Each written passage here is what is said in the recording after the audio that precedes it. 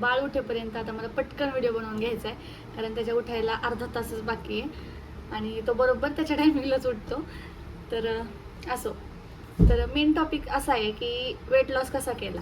बऱ्याच जणांचे मला क्वेश्चन्स येत होते, सारखे DM मेसेजेस सारखे येत होते की तू परत आहे तशी कशी काय झाली, दिसते तर तशीच, पण तब्येत कशी काय कमी झाली, वेट लॉस केलास की काय केलंस, आणि तेही एका महिन्यात. तर सगळ्यात सुरुवातीपासून तुम्हाला सांगते की प्रेग्नेन्सीच्या आधी माझं वजन किती होतं. तर प्रेग्नेन्सी कन्सीव्ह होण्याच्या वेळेला, म्हणजे ज्या वेळेला कन्सीव्ह झाली ना मी, आपण जनरली दवाखान्यामध्ये जातो, पहिल्यांदा आपलं वेट चेक केलं जातं. तर त्यावेळेला माझं वेट होतं 46 आणि आता जस्ट आहे माझं 51. आणि पूर्ण प्रेग्नेन्सीमध्ये मी वेट गेन केलं होतं 62पर्यंत. तर शेवट एकदम 9व्या महिन्याच्या शेवटी म्हणजे ॲडमिट व्हायच्या 4 दिवस आधीपर्यंत माझं वजन होतं 62 आणि सुरुवातीचं 46. आता तुम्हीच ते कॅल्क्युलेट करा की किती वाढलं, किती कमी झालं. आणि त्यानंतर जेव्हा डिलिव्हरी झाली त्याच्या 4-5 दिवसांनी मग जनरली आपलं थोडंफार वजन कमी होतं, काही जणींचं नंतर वाढायला लागतं, त्यावेळेला कमी होतं. तर माझं परत कमी झालं, 62वरून मी आले 51वर. तर आता तुम्ही बघू शकता, हे आहे माझं पोट आणि डिलिव्हरीला माझ्या झालं आहे 1.5 महिना आणि हे त्याचं पोट आहे. कसं केलं, काय केलं, चला तुमच्यासोबत शेअर करते. तर आता तुम्ही बघितलंच, माझं पोट पूर्ण प्लेन आहे, जसं पहिल्यासारखं होतं तसं झालेलं आहे. असं नाही आहे की वेट लॉस झाला म्हणूनच झालं आहे. तर काही गोष्टी होत्या ज्या मी फॉलो केल्या, त्यामुळे सुद्धा कदाचित, आणि माझं पोट आहे असं होतं. मी काही व्हिडिओजमध्ये नाही दिसलं, कारण त्यानंतरचं माझा पूर्ण आरामाचा फेज होता तो, आणि त्यावेळेस मी जास्त काही व्हिडिओज करत नव्हते. केले तरी फक्त घरातले करायचे, असे घरच्यांचे कोणी आलं भेटायला वगैरे असे, त्यामुळे माझ्या पोटाकडे कधी तुमचं लक्ष पण गेलं नसेल. पोट होतं आणि मला असं ना, मी स्वतःच घाबरले होते की ना, पूर्ण तब्येत माझी अशी आणि पोट माझं एवढं दिसते. तर मला बऱ्याच जणांनी सुचवलं की पाणी जास्त पिऊ नकोस, कानामध्ये हवा जाते तर तो कान वगैरे बांधत जा. तर तुम्ही व्हिडिओजमध्ये बघत असाल, मी जास्त काही केलंच नव्हतं. कानामध्ये मी कापूस घालत होते, तोही माझा दिवसभर असायचा, रात्रीचा तर नसायचाच. आणि मोस्टली मी कानाला वगैरे काही बांधलंच नव्हतं. आणि पाणी म्हणताल तर आता उन्हाळा एवढा कडाक्याचा आहे, मला पटत होतं हे की पाणी वगैरे सगळेजण सांगत होते की जास्त प्यायचं नाही, पण मला कंट्रोलच होत नव्हतं. आणि ब्रेस्ट फीडिंग असल्यामुळे ना इतकी तहान लागते ना, तर ते तुम्ही सुद्धा रिलेट करू शकता, त्यामुळे मी कंट्रोल करू शकले नाही त्या गोष्टीवरती. आणि राहिला प्रश्न आता डाएटचा, तर माझं डाएट तुम्ही रोज मिनी व्लॉगमध्ये, शॉर्ट्समध्ये सगळं बघत असता, सगळं मी तुमच्यासोबत शेअर करत असते की मी काय खाते काय नाही. तर माझं खाणंपिणं सुद्धा तुम्ही बघताय, सगळं वेट गेनच्या दृष्टीनेच असतं. ऑलरेडी माझी उंची भरपूर आहे, 5'2" आहे मी, आणि 5'2" 51 हे काही जास्त नाही आहे वजन. तरीसुद्धा काही जणांचं असतं की बाबा आमचं वजन सुद्धा कमी आहे, पण आमचं पोट दिसतंय. तर माझं सुद्धा दिसत होतं. पहिले 15 दिवस तरी माझं पोट होतं तसंच, पण मी काहीच गोष्टी फॉलो केल्या नव्हत्या. मला वाटलं माझंही पोट असून दिसून येईल. आणि सगळ्यात पहिले 15 दिवस मला स्टिच रिमूव्हलसाठी बोलवलं होतं 15 दिवसांनी, त्यामुळे पहिले 15 दिवस मला पोट बांधायला नाही सांगितलं होतं. मला म्हटले पोट बांधायचं नाही. आणि त्यावेळेला कसं असतं, स्टिच असतात, दुखत असतं, आणि अशा वेळेला पोट बांधायची भीती वाटते. सी सेक्शनचं कसं होतं की स्टिच असल्यामुळे ना, वरचा जो पोटाचा आपला भाग आहे तो असं लटकत राहतो, आणि तो माझाही होता. पण मला असं वाटलं की बेल्ट वगैरे लावला, काय केलं तर होऊन जाईल, किंवा मग पोट बांधलं, पाणी वगैरे कमी पिलं की होऊन जाईल, वेट डाएट वगैरे आपलं व्यवस्थित ठेवलं तर. पण काही केल्यानं माझ्याच्याने ते झालं नाही. पहिले 15 दिवस माझे असेच गेले. स्टिच रिमूव्हल झाल्याच्या नंतर मला ना बेल्ट लावायला त्यांनी सांगितलं होतं, सजेस्ट केलं होतं, पण बेल्ट मी घेतला त्यावेळेला बेल्ट. पण मी जास्त करून बेल्ट लावत नव्हते, कारण मला आहे ना सफोकेशन व्हायचं, की इतकी गरमी, त्यामध्ये मला घाम भरपूर यायचा, आणि त्यातून पण बेल्ट लावायचा, आणि त्यातून पण मला नाही ते, म्हणजे जुळलंच नाही मला ते बेल्ट घालणं. पण मी काही वेळेला घातलाय, काही वेळेला नाही घातलेला. ओढणी असते जी आपली नॉर्मल स्टोल किंवा ओढणी, आपण ती सुद्धा पोटाला बांधू शकतो, पोटाच्या पूर्ण बाजूने अशी ती बांधू शकतो. आपल्या आई वगैरे कोणीही आपल्याला सांगतं कसं बांधायचं कसं नाही, पण मला ओढणीचा ऑप्शन जर असं मला हे वाटला, कारण ओढणी बांधली ना की जास्तच टाईट असं वाटायचं, त्यामुळे ओढणीचा पण ऑप्शन मी स्किप केला. मी बेल्ट ऑर्डर केला, आणि बेल्ट मला आहे ना, ऑर्डर तर केला, पण त्याचे ना 3 पार्ट्स आहे, तुम्हाला दाखवते. हा एक पार्ट आहे त्याचा पूर्ण असा, सेम एक दुसरा पार्ट आहे, आणि हा सगळ्यात मोठा पार्ट आहे. असा बेल्ट होता. तर आता थोडक्यात तुम्हाला सांगते की मी हा बेल्ट कसा यूज करते ते. हा जो सगळ्यात मोठा पार्ट आहे तो हा स्ट्रेचेबल आहे, त्यामुळे ना कुठल्याही साईजला बसू शकतो. यामध्ये साईज नाही आहे. नुसता हा जरी वापरला ना तरी चालतो, पण ह्याचे जे 2 पार्ट्स आहेत ना यामुळे आपल्या बॅकला पण सपोर्ट मिळतो. आता हे काय प्रमोशन नाही आहे, मी स्वतः यूज केले त्यामुळे मी तुम्हाला सांगते. हा याचा दुसरा पार्ट.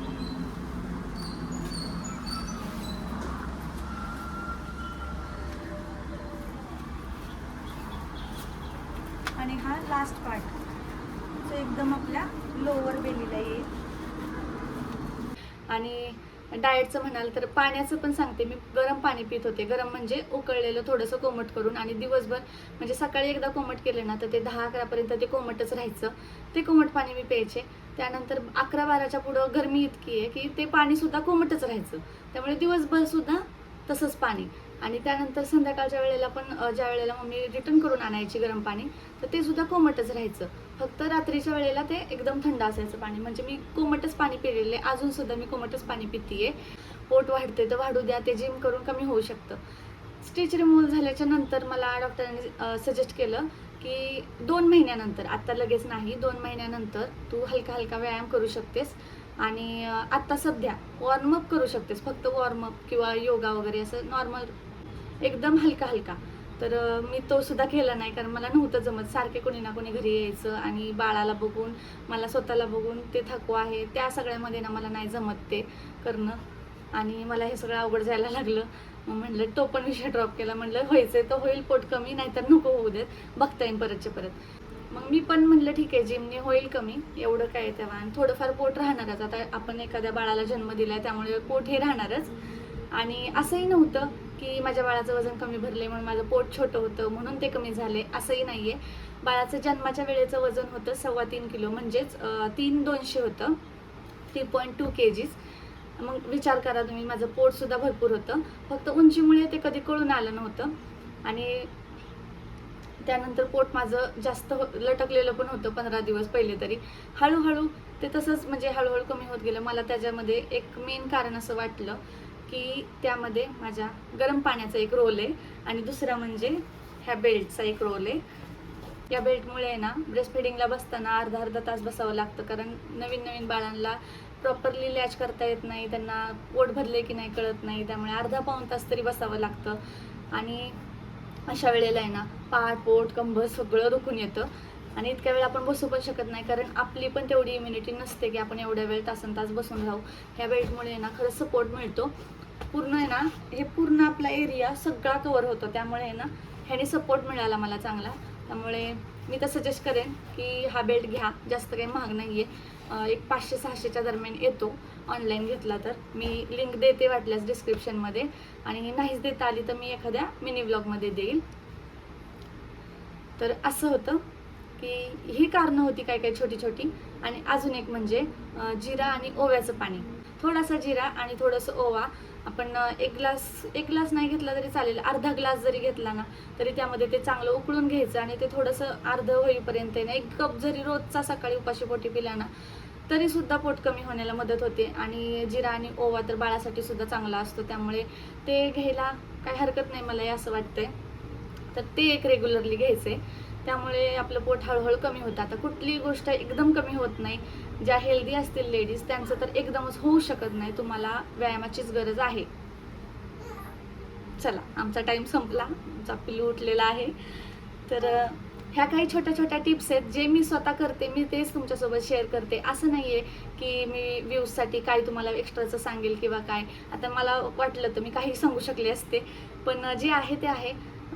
माझं स्वतःचं सुद्धा पहिल्यापासून वजन जास्त नसल्यामुळे ना मला असं वाटतं पूर्ववत मी झालेली आहे. आणि पोट जे होतं ते थोडंसं नॉर्मल आहे अजून पण इतकं काही दिसण्यासारखं नाही आहे ते. म्हणजे नॉर्मल असं सपाट तर झालेलं आहे ना, माझं काम झालेलं आहे. त्यामुळे आता जिरा आणि ओव्याचं पाणी पिऊन पिऊन जर ते कमी झालं तर झालं, नाहीतर मला एवढी काही गरज वाटत नाही करण्याची. एवढं तेवढं राहणारच, आता डिलिव्हरी झाली आहे म्हणल्यावरती. जोपर्यंत आपण ह्या कवळ्या कवळ्या ह्याच्यामध्ये करून घेतो ना तोपर्यंतच ते कमी होतं. तर माझी मम्मी तरी अशीच म्हणते मला की जोपर्यंत कवळं आहे ना सगळं तोपर्यंत होऊन जाईल, नंतर नंतर होणार नाही कदाचित, आणि आपलं पण दुर्लक्ष होऊन जातं, त्यामुळे होणार नाही. आणि डिलिव्हरी झाल्यानंतर सुद्धा एका महिन्यातच मी आहे ना थोडीशी माझी, 1 महिना पण नाही 15 दिवसातच माझी हालचाल मी करायला सुरुवात केली ती, माझी कामं करायला मी सुरुवात केली ती. हे पण एक कारण आहेत. कामं म्हणजे काय पूर्ण हेवी कामं नाहीत करायची, थोडीशी हालचाल आपली राहिली पाहिजे. जेवल्यानंतर थोडंसं वॉक केलं पाहिजे, सकाळी उठल्या वॉक केलं पाहिजे. तर ह्या छोट्या छोट्या गोष्टीच मॅटर करतात ज्या आपण रोजच्या जीवनामध्ये करत नाही. आपण काय करतो, वेट लॉसकडे ध्यान देतो की हां आपण कमी खाल्लं म्हणजे आपलं वजन कमी होईल, असं नसतं. आपण रोजचं जेवण जेवून सुद्धा वजन कमी करू शकतो. तर माझं बॉडी टाईप पण असं आहे की माझं जास्त वजन वाढत नाही, त्यामुळे पण कदाचित असेल. मी काय तुमच्याशी खोटं सांगणार नाही आहे. पण ह्या छोट्या छोट्या गोष्टी करून बघा. जिऱ्याचं ओव्याचं पाणी, हे बेल्ट यूज करणं, गरम पाणी पिणं. गरम पाणी आपण कंटिन्युअसली पण पिऊ शकतो, हे सुद्धा इफेक्टिव्ह आहे. आणि हळूहळू कदाचित होईल, थोडंफार का होईना कमी होईल. नाहीच झालं तर जिम लावा, नाहीच जमलं घरच्या घरी एक्सरसाइज करा, पण स्वतःला ॲक्टिव्ह ठेवा, प्रोडक्टिव्ह ठेवा. त्यामुळे आपलं आपोआप वजन कमी होऊन जाईल. वजन नाही झालं तरी पोट तरी कमी होईलच. तर कशा वाटल्या तुम्हाला ह्या टिप्स मला कॉमेंट्समध्ये सांगा, आणि भेटूया पुढच्या व्लॉगमध्ये. तोपर्यंत बाय बाय.